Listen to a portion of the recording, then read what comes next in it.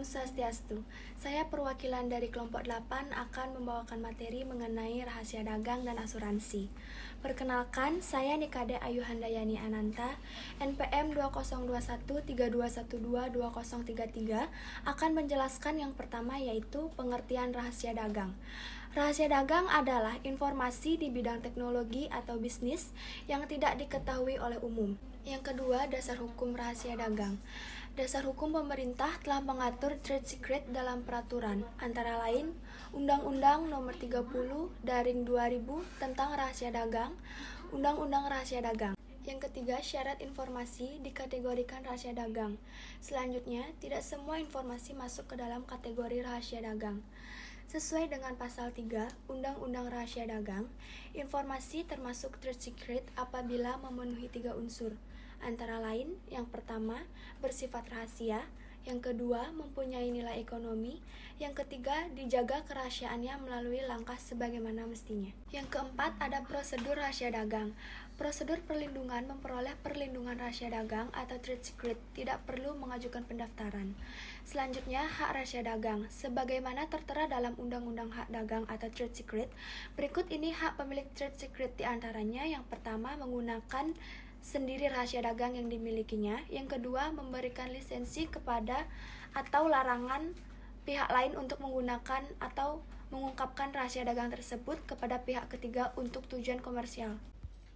Selanjutnya, saya Nilo Putwinita Ambarwati, NPM 202132122041 akan melanjutkan materi mengenai jangka waktu. Jangka waktu trade secret mempunyai jangka waktu yang tidak terbatas sepanjang pemilik hak penjaga kerahasiaannya. Yang kedua, cara mempertahankan rahasia dagang. Cara mempertahankan kerahasiaan dagang, sementara itu, perusahaan selalu bersinggungan dengan trade secret dalam menjalankan aktivitas usahanya dengan pihak lain seperti karyawan, konsultan, auditor, kontraktor, dan pihak ketiga yang memberikan pelayanan jasa perusahaan. Perusahaan bisa membuat perjanjian kerahasiaan atau confidentiality agreement. Pelanggaran dan sanksi dalam pasal 17 UU Rahasia Dagang mengatur tentang ketentuan pidana bagi pelanggar trade secret. Barang siapa dengan sengaja dan tanpa hak menggunakan rahasia dagang pihak lain atau menggunakan perbuatan sebagaimana dimaksud dalam pasal 13 atau pasal 14 dipidana dengan pidana penjara paling lama 2 tahun dan denda paling banyak 300 juta rupiah. Selanjutnya, materi asuransi. Asuransi adalah sebuah perjanjian antara dua orang atau lebih di mana pihak tertanggung membayarkan iuran atau kontribusi atau premi untuk mendapat penggantian atas risiko kerugian, kerusakan, atau kehilangan yang dapat terjadi akibat peristiwa yang tidak terduga. Selanjutnya, jenis-jenis asuransi. Yang pertama, asuransi jiwa. Jenis asuransi satu ini dikenal memberikan keuntungan finansial pada tertanggung atas kematiannya. Asuransi jiwa dapat dibeli untuk kepentingan diri sendiri dan atas nama tertanggung saja atau dibeli untuk kepentingan orang ketiga. Yang kedua, asuransi kesehatan. Asuransi kesehatan merupakan produk asuransi yang menangani masalah kesehatan tertanggung karena suatu penyakit serta menanggung biaya proses perawatan. Asuransi kesehatan juga dikenal bisa dibeli untuk kepentingan tertanggung saja atau kepentingan orang ketiga. Yang ketiga, asuransi kendaraan. Asuransi kendaraan yang paling populer di Indonesia adalah jenis asuransi mobil yang terfokus pada terhadap tertanggungan cedera pada orang lain atau terhadap kerusakan kendaraan orang lain yang disebabkan oleh si tertanggung. Yang keempat, asuransi kepemilikan rumah dan properti. Sebagai aset yang dinilai cukup berharga, biasanya para pemilik rumah akan melindungi diri dan aset miliknya yang bisa berupa rumah atau properti pribadi dengan asuransi kepemilikan rumah dan properti. Asuransi ini memberikan proteksi terhadap kehilangan atau kerusakan yang mungkin terjadi pada barang-barang tertentu milik pribadi tertanggung. Baik, selanjutnya saya Idewayo Agung Trisna Sigantari, NPM 202132122070 akan melanjutkan jenis-jenis asuransi. Asuransi pendidikan merupakan alternatif terbaik dan solusi menjamin kehidupan yang lebih baik terutama pada aset pendidikan anak. Biaya premi yang harus dibayarkan tertanggung pada perusahaan asuransi berbeda-beda sesuai dengan tingkatan pendidikan yang ingin didapatkan nantinya. Yang keenam, ada asuransi bisnis. Asuransi ini merupakan layanan proteksi terhadap kerusakan, kehilangan, maupun kerugian dalam jumlah besar yang mungkin terjadi pada bisnis seseorang. Asuransi ini memberikan penggantian dari kerusakan yang diakibatkan oleh kebakaran, ledakan, gempa bumi, petir, banjir, angin ribut, hujan, tabrakan, hingga kerusuhan. Yang ketujuh ada asuransi umum. Asuransi umum atau general insurance merupakan proteksi terhadap resiko atas kerugian maupun kehilangan manfaat dan tanggung jawab hukum pada pihak ketiga. Jaminan asuransi umum ini sifatnya jangka pendek, biasanya sekitar 1 tahun.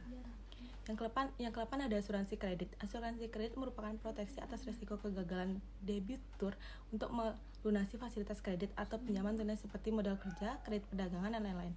Asuransi kredit ini bertujuan untuk melindungi bank atau lembaga keuangan lainnya dan kemungkinan tidak memperoleh kembali kredit yang dipinjamkan kepada nasabah dan membantu memberikan pengarahan serta keamanan perkreditan. Selanjutnya ada asuransi kelautan. Jenis asuransi satu ini khusus ada di bidang kelautan yang fungsinya memastikan pengangkutan serta pemilik kargo. Risiko yang mungkin terjadi sehingga terbentuknya asuransi ini adalah kerusakan kargo, kerusakan kapal, dan melukai penumpang. Yang ke-10 ada asuransi perjalanan secara keseluruhan. Fungsi asuransi perjalanan tak jauh beda dengan fungsi asuransi biasa, sehingga salah satu bentuk proteksi kepada nasabah dengan jangka waktu pendek, yaitu selama memberi premi melakukan pengalaman hingga kembali pulang. Selanjutnya manfaat asuransi. Yang pertama ada sebagai tabungan dan investasi. Jika kamu mendaftarkan diri sebagai nasabah asuransi, maka di akhir kontrak akan memperoleh jaminan pengembalian investasi. Selain itu, juga menawarkan fleksibilitas atau kelonggaran dalam memilih jangka pertanggungan. Yang kedua ada memberikan ketenangan asuransi. Menawarkan pelindungan terhadap risiko yang terjadi di kemudian hari. Hal ini bisa mendapatkan rasa tenang karena tidak perlu khawatir lagi jika sesuatu tidak terduga terjadi. Meskipun penanganan kerugiannya berdasarkan jenis asuransi yang kamu pilih. Yang ketiga ada membantu mengatur keuangan dengan lebih baik. Pembayaran premi dengan rutin secara tidak langsung sudah mengajarkan cara mengelola keuangan. Caranya dengan menyisihkan sebagian dari pemasukan yang ada. Orang yang tidak mampu menabung tentu akan sangat merasa hal ini, sebab pengeluaran uang bukan hanya untuk sesuatu yang bersifat sementara, akan tetapi juga sebagai penunjang kehidupan masa depan. Yang keempat ada meminimalisir kerugian dengan memiliki asuransi.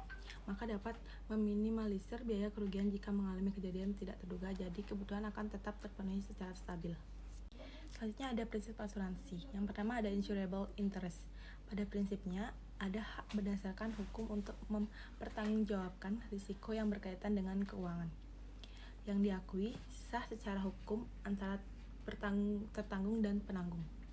Yang kedua ada utmost good faith atau itikat baik dalam melakukan kontrak asuransi. Kedua belah pihak dilandasi oleh itikat baik. Pihak penanggung perlu menjelaskan secara lengkap hak dan kewajibannya selama masa asuransi. Selain itu, yang sangat perlu diperhatikan adalah perlakuan dari penanggung pada saat risiko benar-benar terjadi kepada pihak penanggung. Yang ketiga, ada indemnity. Konsep indemnity adalah mekanisme penanggung untuk mengompensasi risiko yang menimpa tertanggung dengan ganti rugi finansial. Prinsip indemnity tidak dapat dilaksanakan pada asuransi kecelakaan dan kematian. Yang keempat ada proximate cause. Proximate cause adalah suatu sebab aktif efisien yang mengakibatkan peristiwa secara berantai atau berurutan tanpa interferensi ketentuan lain. Diawali dan bekerja dengan aktif dari sumber baru dan independen. Yang kelima ada subrogation. Subrogation pada prinsipnya merupakan hak penanggung yang telah memberikan ganti rugi kepada tertanggung untuk menuntut pihak lain yang mengakibatkan kepentingan asuransinya mengalami kerugian. Yang keenam ada contribution atau kontribusi. Prinsip kontribusi merupakan salah satu akibat wajar dari prinsip indemnity bahwa tertanggung berhak mengajak penanggung yang lain yang memiliki kepentingan yang sama untuk ikut bersama membayar ganti rugi kepada seorang tertanggung meskipun jumlah tanggungan masing-masing belum tentu sama bayarnya. Sekian presentasi dari kelompok kami. Jika ada kesalahan kata mohon dimaklumi. Baik, saya tutup dengan Prama Santi. Om Santi Santi Santi Om.